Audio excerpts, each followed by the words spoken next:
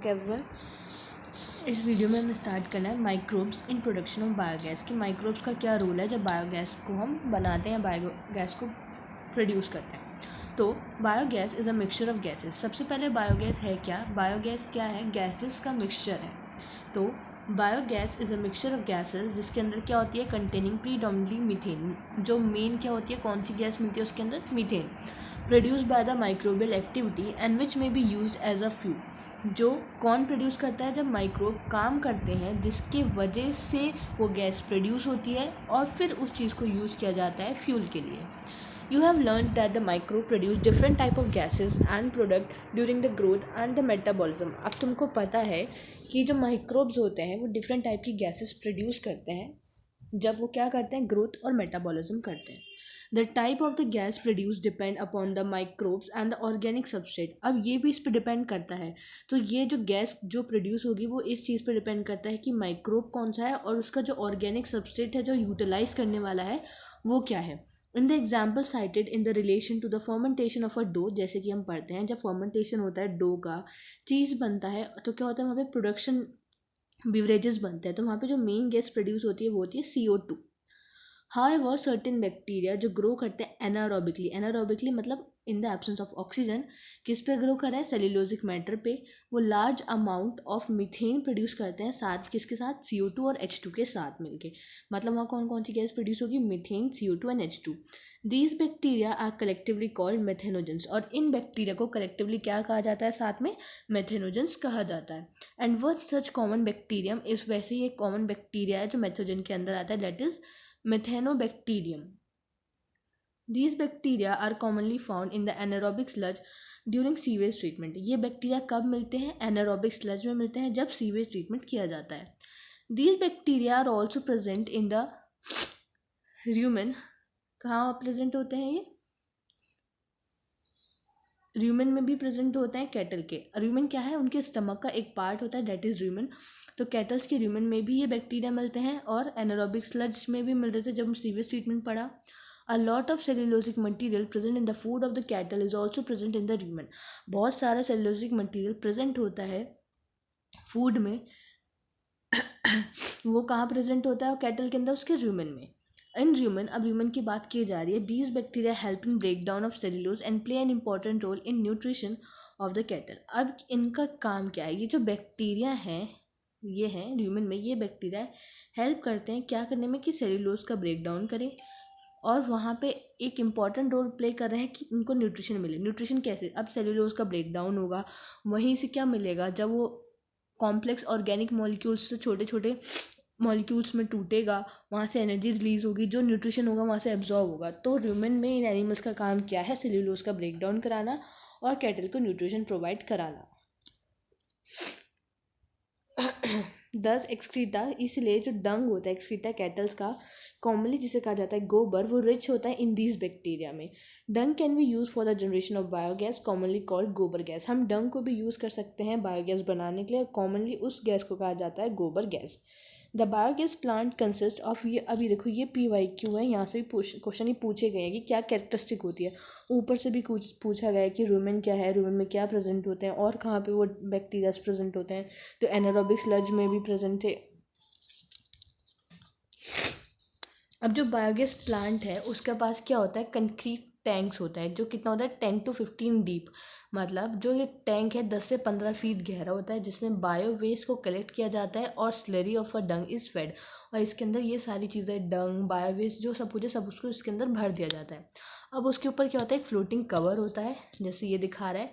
ये क्या है? पूरा डाइजेस्टर कंक्रीट टैंक है। इसके ऊपर क्या है? एक कवर है, फ्लोटर है, जो स्लरी के ऊपर रखा जाता है, जो हमेशा जैसे जैसे गैस प्रोड्यूस होती जाएगी टैंक में वो ऊपर उठता जाएगा। तो placed over the slurry, slurry के ऊपर रखा जाता है, which keeps on rising as gas is produce in the tank due to microbial activity. जैसे जैसे यहाँ पे गैस का प्रोडक्शन होगा ये ऊपर उठता जाएगा। The biogas plant has an outlet. अब क्या होता है? उसके पास एक आउटलेट होता है जहाँ से कनेक्टेड होता है वो एक पाइप से, जहाँ से वो बायोगैस सप्लाई की जाती है नियर बाय हाउसेज में। जैसे ये क्या है? उसका आउटलेट है। अभी गैसेस सप्लाई की जाएगी नियर बाय हाउसेज में। अब जो spent slurry is removed through another outlet and may be use as a fertiliser. मतलब यहाँ पे डंग वाटर ये सब कुछ डाला जा रहा है। अब इसका एक और चैम्बर होता है जहाँ से ये जो यूज्ड वाला पार्ट है उसको निकाल लिया जाता है और उसको एज अ फर्टिलाइजर की तरह भी यूज़ किया जाता है। Cattle dung is available in large quantity in rural areas whereas the cattle are use for a variety of purpose. तो कैटल डंग ईजिली कहाँ अवेलेबल होगा? रूरल एरियाज़ में अवेलेबल है, क्योंकि वहाँ पे कैटल को बहुत सारे अलग अलग पर्पसेस के लिए यूज़ किया जाता है। खेतों में यूज़ किया जाता है, लोग उनको पालते भी हैं फॉर द मिल्क प्रोडक्शन, इन सारी चीज़ों के लिए। So biogas plant are more often built in rural areas. ज़्यादातर वो कहाँ बनते हैं? रूरल एरियाज़ में बनते हैं। Biogas this produce is use for cooking and lighting. जो बायोगैस प्रोड्यूस होती है उसको यूज़ किया जाता है कुकिंग के लिए, लाइटिंग के लिए। अभी पिक्चर ऑफ बायोगैस प्लांट यहाँ दिखाई गई है 8.8 में कि कैसा होता है पूरा plant. The technology of biogas production was develop in India mainly. अब ये डेवलप कैसे हुई? तो ये भी पूछा जाता है किसके मदद से ये डेवलप हुई, किनके एफर्ट से? Indian agriculture research institute IARI की वजह से और Khadi and village industry commission, इन दोनों की मदद से ये क्या हुआ, इसका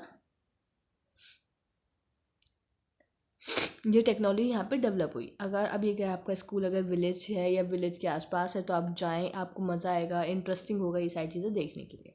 नाउ अब माइक्रोब्स का क्या रोल है बायो कंट्रोल एजेंट्स में? वो कैसे एक बायो कंट्रोल की तरह एजेंट की तरह काम करते हैं? बायो कंट्रोल का मतलब क्या है? The use of biological method, कि बायोलॉजिकल मेथड को यूज़ करना for controlling the plant disease and the paste. Plant के में जो डिजीज़ हैं और जो उसके पेस्ट हैं उस चीज़ को कंट्रोल करने के लिए हम बायोलॉजिकल मेथड अपनाएं। That is bio control agents, that is bio control. और जो जिनकी मदद से वो चीज़ करेंगे वो एजेंट्स हैं।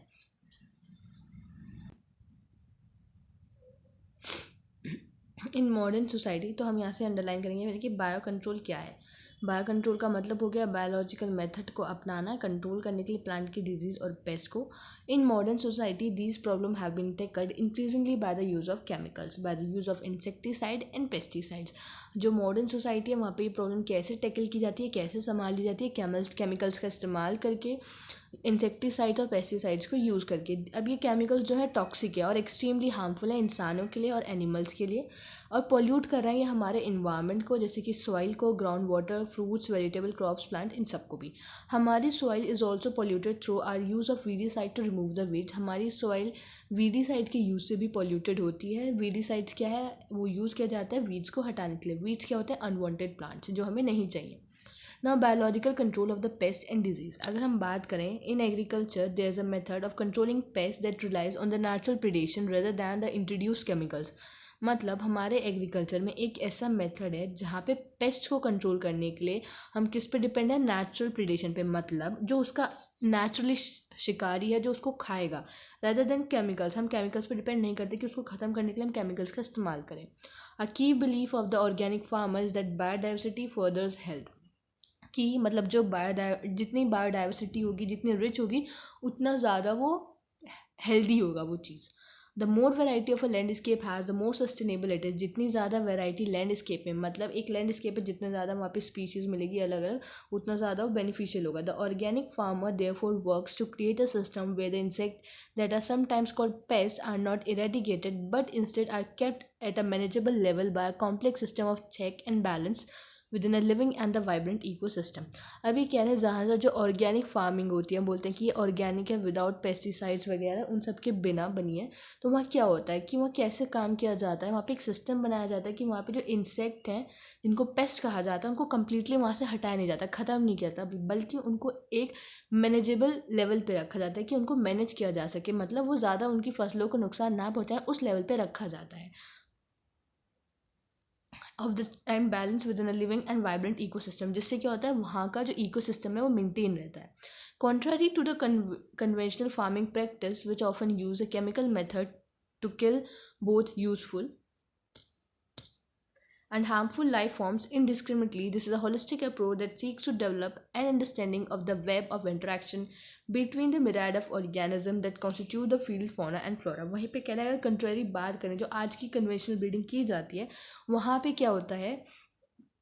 वहाँ पे जितने भी वो हैं, क्या बोलते हैं, जितने भी पेस्ट हैं जो चाहे वो यूज़फुल हो ना हो, उनको रिमूव कर दिया जाता है, पूरा उनको हटा दिया जाता है। पारंपरिक तरीका मतलब कन्वेंशनल फार्मिंग जो चलता आ रहा है।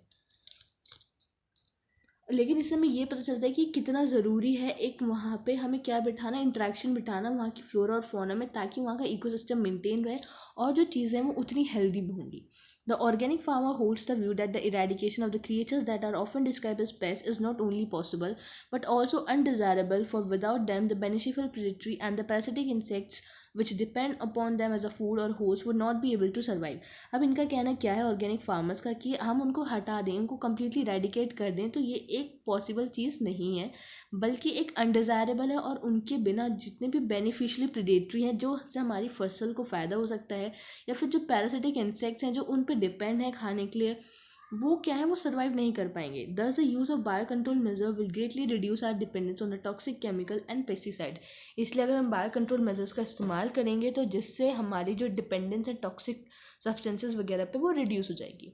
N important part of the biological farming approach is to become familiar with the various life form that inhibit the field predator as well the pest and also their life cycles. अभी क्या important part है biological farming का कि हमें ऐसी approach रखनी है, हमें ऐसे फेमिलियर होना है उन लाइफ फॉर्म से जो क्या करें, इस फील्ड में ये काम कर पाएँ, और उनकी जो प्रेडेटर्स हैं और उनके जो पेस्ट हैं उनकी लाइफ साइकिल्स के बारे में भी जानना होगा. तभी हम बायो कंट्रोल एजेंट्स यूज़ कर पाएंगे. कैसे वो खाते हैं, कैसे वो रहते हैं, उनकी क्या हैबिटेट है, हमें इन सब के बारे में नॉलेज होनी चाहिए. This will help develop the appropriate means of bio control. इसकी मदद से हम एक अप्रोप्रिएट तरीके से बायो कंट्रोल को कर पाएंगे या बायो कंट्रोल मेथड को अडॉप्ट कर पाएंगे. द वेरी फैमिलियर बीटल एक बहुत ही फैमिलियर बीटल है जिसके ऊपर रेड और ब्लैक मार्किंग होती है, जिसे कहा जाता है lady bird. And the dragon fly. और दूसरा क्या किसकी बात की जा रही है, ड्रैगन फ्लाई की. तो एक है बीटल जिस पर रेड और ब्लैक मार्किंग है जिसे बोलते हैं हम लेडी बर्ड. दूसरी है हमारी dragonfly. Are useful to get rid of aphids and mosquitoes respectively. मतलब अब जो लेडी बर्ड है वो किससे छुटकारा दिलाएगी हमको, एफिड्स से. और जो मॉस्किटोज हैं, मॉस्किटो से कौन छुटकारा दिलाएगी, ड्रैगन फ्लाई. तो ये पूछते हैं, ये भी क्वेश्चन पूछा जाता है कि इनके लिए कौन क्या काम करता है. तो एफिड्स को कौन हटाएगा, लेडी बर्ड.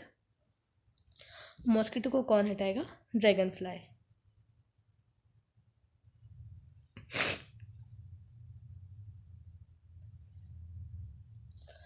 एक एग्जाम्पल है हमारा microbial bio control agent that can be introduce in order to control butterfly caterpillars. अब एक बायो कंट्रोल एजेंट को इंट्रोड्यूस किया गया क्या कंट्रोल करने के लिए, बटरफ्लाई के कैटरपिलर्स को कंट्रोल करने के लिए.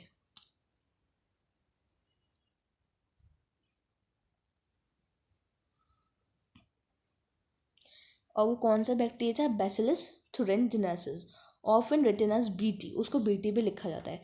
These are available in the sachet as dried spores which are mixed with the water and sprayed onto vulnerable plant such as brassicas and the fruit trees where these are eaten by the insect larva. अब ये कह रहे हैं ये कैसे available है, छोटे छोटे सैशे पाउच में अवेलेबल हैं ये, और कैसे होता है इन पे काम. These are available in sachet as dried spore. जिनके सैशे होते हैं उसमें ड्राई स्पोर्स की तरह ही प्रेजेंट है, फिर जिसको पानी के साथ मिक्स किया जाएगा. अब ये हमने एक भी कर लिया, इसमें उसके स्पोर्स डाले, वाटर डाला और इसको मिक्स कर दिया हमने. मिक्स करने के बाद उसको स्प्रे किया जाता है उस प्लांट पे. मान लो ये हमारा प्लांट है जिस पे ज़्यादा खतरा है, इस पर वो आएगा. अब इस चीज़ को उठा के इस पर स्प्रे कर दिया जाएगा. क्या क्या एग्जाम्पल है उसका, ब्रासिकास और फ्रूट ट्रीज, उन पे स्प्रे किया जाता है. Where these are eaten. अब इनको कौन खाएगा, इसको जो इंसेक्ट का लार्वा होगा वो उसको खा जाएगा. अभी काम कैसे करेगा, इंसेक्ट के लार्वा ने तो खा लिया, लेकिन अब वो उसके ऊपर काम कैसे करेगा. तो जो in the gut of the larva, जो लार्वा है उसकी गट में टॉक्सिन रिलीज होगा और लार्वा क्या हो जाएगा, मर जाएगा. अब bacterial disease will kill the caterpillars. उन्होंने कैटरपिलर्स को मार दिया but leave other insect unharmed. लेकिन जो दूसरे इंसेक्ट हैं उनको ऐसे ही छोड़ दिया, उनको कोई नुकसान नहीं पहुंचाया.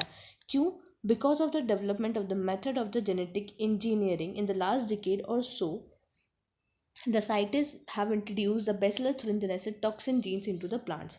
क्योंकि उन्होंने ये जीन जो है प्लांट के अंदर इंट्रोड्यूस करा दिए with the help of genetic engineering. Such plants are resistant to attack by the insect pest. ऐसे जो प्लांट्स हैं वो इंसेक्ट पेस्ट से क्या हो गए, रेजिस्टेंस हो गए। बीटी कॉटन उसी का एक एग्जाम्पल है जहाँ जिसको कल्टिवेटेड किया जाता है अलग अलग स्टेट्स में, कंट्री की इन सब जगह। अब हमें ये पता है कि जो गट में जब जाता है तो वो वहाँ पे उसको मार देता है। दो वो टॉक्सिन तो उसके अंदर भी प्रेजेंट था ना, बैसिलस के अंदर, तो उसको नुकसान क्यों नहीं पहुंचाता? क्यों? क्योंकि वो उसकी फॉर्म में जो बैक्टीरिया है उसके अंदर क्या होता है, वो इनएक्टिव फॉर्म में प्रेजेंट होता है। अब जब वो उसको लार्वा खाया जाएगा, उसकी गट में जाएगा, तो वहाँ पे क्या होगा, एक्टिव हो जाएगा टॉक्सिन, क्योंकि वहाँ पे क्या मिलेगा, हाई एल्कलाइन पीएच मिलेगा उसको।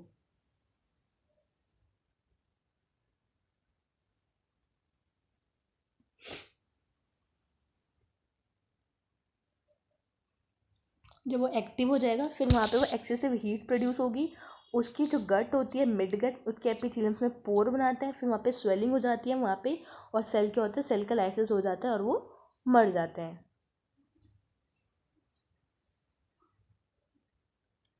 तो जो ये एक्टिव हुआ, कौन सी कंडीशन में एक्टिव हुआ, हाई पीएच चाहिए उसको, मतलब हाई एल्कलाइन कंडीशन। कौन सी कंडीशन की आवश्यकता थी उसको, एल्कलाइन कंडीशन चाहिए एक्टिवेट होने के लिए। इसलिए जब उसको खाता है इंसेक्ट, उसकी गट में जाता है, वहाँ पे वो एक्टिवेट हो जाता है क्योंकि वहाँ एल्कलाइन पीएच होता है। फिर उसके मिड गट पे वो उसके जो एपिथेलियल सेल्स होता है वहाँ पे जाके उनको स्वेल करता है और वहाँ पे सेल की लाइसिस हो जाती है और फिर वो मर जाता है हमारा insect. A biological control being developed for the use in the treatment of plant disease in the fungus Trichoderma। अब जो बायो कंट्रोल बीइंग इसको यूज़ किया गया क्या ट्रीट करने के लिए, प्लांट को ट्रीट करने के लिए, कौन सी डिजीज़ जो फंगस कॉज करती है, दैट इज़ ट्राइकोडर्मा। अब जो ट्राइकोडर्मा स्पीशीज़ है वो फ्री लिविंग फंजाई है जो बहुत ही कॉमन है रूट इको सिस्टम में। They are effective bio control agent of several plant pathogens. Baculoviruses are the pathogen that attack insect and other arthropods। अब जो बैक्यूलोवायरसेस हैं वो ऐसे पैथोजेंस हैं जो इंसेक्ट को अटैक करते हैं और कुछ दूसरे आर्थ्रोपोड। अब क्या इंपॉर्टेंट हो गया यहाँ पे, आर्थ्रोपोडा। आर्थ्रोपोडा के लिए कौन आ गया, बैक्यूलोवायरसेस। जो मेजॉरिटी ऑफ बैक्यूलोवायरसेस हैं उनको यूज़ किया जाता है bio control agent are in the genus. किस जीनस के लिए यूज़ किया जाता है, न्यूक्लियोपॉलीहेड्रोवायरस। अब ये भी पीवाईक्यू पूछा गया है, किसके लिए यूज़ किया जाता है, न्यूक्लियोपॉलीहेड्रोवायरस के लिए। किसको, बैक्यूलोवायरसेस के लिए। These viruses are excellent candidate for the species. अब ये भी यहाँ पीवाईक्यू पूछा गया कि इनकी कैरेक्टरिस्टिक क्या है। अब ये जो वायरसेस हैं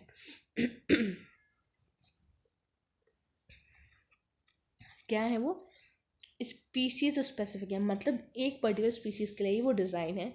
नैरो स्पेक्ट्रम इंसेक्टिसाइडल एप्लीकेशन होती है उनकी। They have been shown to have no negative impact on plant, mammal, bird, fish और इवन नॉन टारगेट इंसेक्ट। सीधे सीधे यही लाइन्स उठ के आई हैं, पूछा गया है, ये शायद चूज द करेक्ट में पूछा गया है या पूछा गया कि क्या कैरेक्टरिस्टिक्स होती हैं, यही ये पीवाईक्यू में है। तो ये हमें पता होना चाहिए न्यूक्लियोपॉलीहेड्रोवायरस के लिए, बैक्यूलोवायरस ये सब क्या है, उनकी कैरेक्टरिस्टिक क्या है, स्पीशीज स्पेसिफिक है। नैरो स्पेक्ट्रम इंसेक्टिसाइडल एप्लीकेशन है, वो एक उनका कोई भी नेगेटिव इम्पैक्ट नहीं है प्लांट पे, मैमल पे, बर्ड पे, फिश पे और इवन जो नॉन टारगेट इंसेक्ट हैं। ये स्पेशली डिजायरेबल है when beneficial insects are being conserve to aid an overall integrated pest management.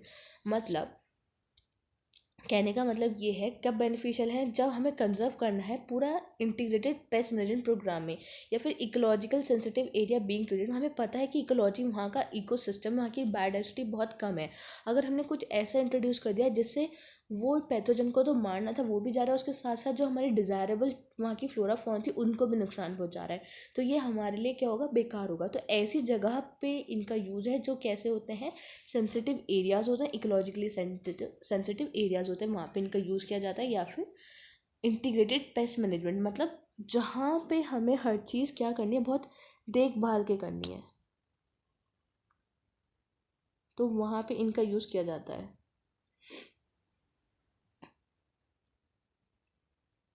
ताकि वहाँ की जो क्रॉप है, लॉन है और जो वहाँ की सारी चीज़ें उसको कोई खतरा ना हो, मतलब वो ज़्यादा नुकसान ना पहुँचे।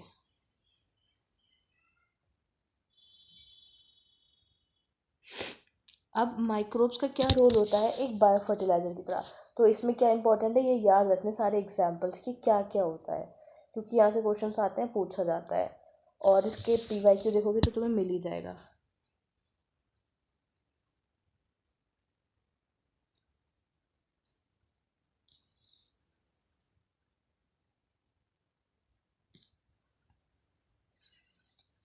अब microbes as a bio fertiliser, और ये भी याद रखना है, ये पूछना है कि इंटीग्रेटेड मैनेज जो पेस्ट मैनेजमेंट प्रोग्राम्स होते हैं वहाँ पे किसका यूज़ होता है, तो ऊपर ये आएगा कि ये सब इनकी कैरेक्टरिस्टिक्स हैं, इसलिए इन सबको यूज़ किया जाता है इन सब में, इंटीग्रेटेड पेस्ट मैनेजमेंट प्रोग्राम्स। अब बेसिकली ये क्या ऐसे प्रोग्राम्स होते हैं जहाँ पे ना कि मतलब हमें पूरी नॉलेज होती है कि वहाँ की पेस्ट पैथोजन और उनकी लाइफ साइकिल वगैरह सब क्या है, कि पर्टिकुलरली उसी चीज़ पर जाके वो काम करे, बाकी चीज़ों को ख़राब ना करे।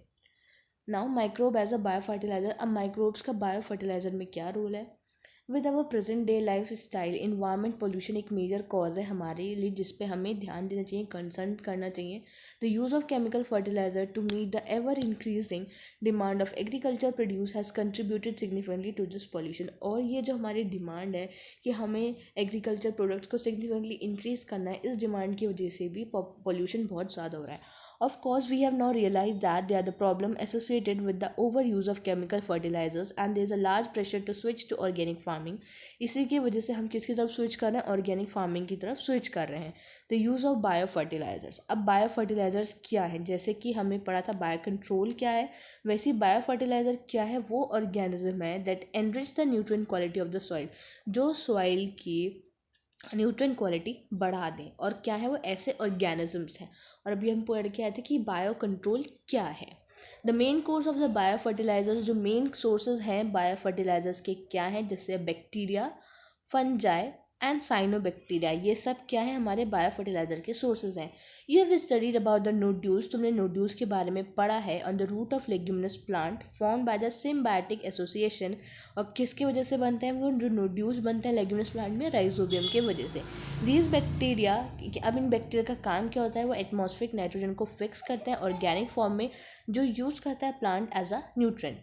दूसरा बैक्टीरिया है जो फिक्स करता है एटमॉस्फेरिक नाइट्रोजन को while the free living in the soil. लेकिन ये तो जो था राइजोबियम वाला था, ये क्या है? एसोसिएशन में। दूसरा क्या है? जो फ्री है, जो किसी के साथ एसोसिएशन में नहीं है, दैट इज एजोस्पाइरलम एंड एजोबैक्टर। अब ये भी इंपॉर्टेंट है, पूछे जाते हैं कि कौन सा फ्री लिविंग है और कौन सा एसोसिएशन में। तो association that is rhizobium, free living में एजोस्पाइरलम एंड एजोबैक्टर। दस enriching the nitrogen content of the soil. दोनों का काम क्या है? नाइट्रोजन को फिक्स करना है। तीनों का काम है नाइट्रोजन फिक्स करना है, लेकिन जो राइजोबियम है वो बनता है सिम्बायोटिक एसोसिएशन में।